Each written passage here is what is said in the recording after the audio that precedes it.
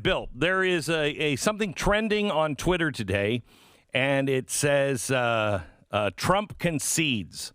That's the trend right now. Number one on Twitter. Stu, can you read the exact quote from the president? He tweeted it just a little while ago.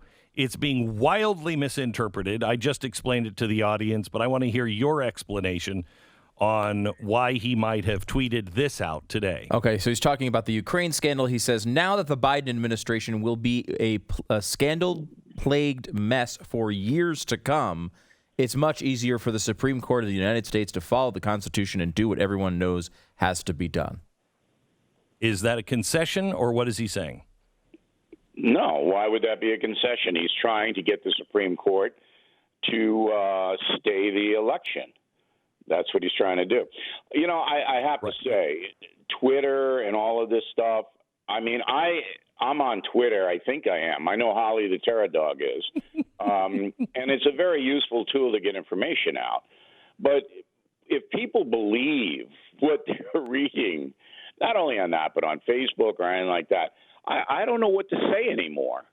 So, you know, the President of the United States, in his heart, knows he's lost the election. I don't think he believes the Supreme Court's going to give him a stay, although I really admired the way Paxton, the Attorney General of Texas, worded the lawsuit.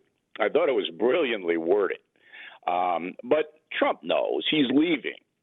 He just wants to create so much chaos that he can run again in 3 years, because that's when the campaign would start, and win again, a la Grover Cleveland, who Beck and I mean, you know, Grover is a big part of our lives.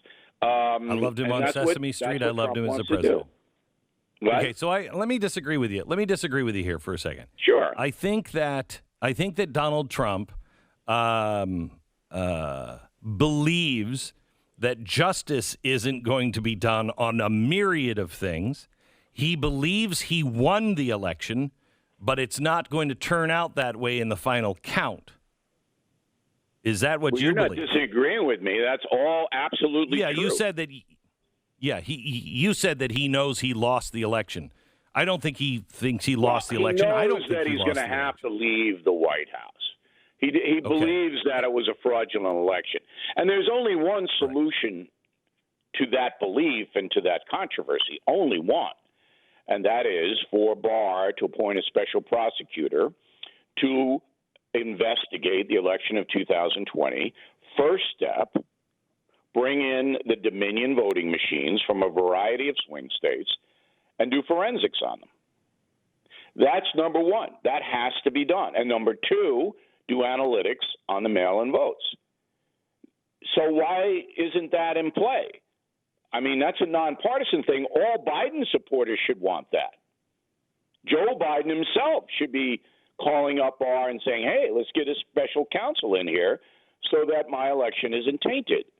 So we'll get the truth out to the American people. Not that the American people would believe a special counsel at this point, but evidence is evidence, and you're never going to get evidence about voting machines unless you do forensics on them, ever. Right.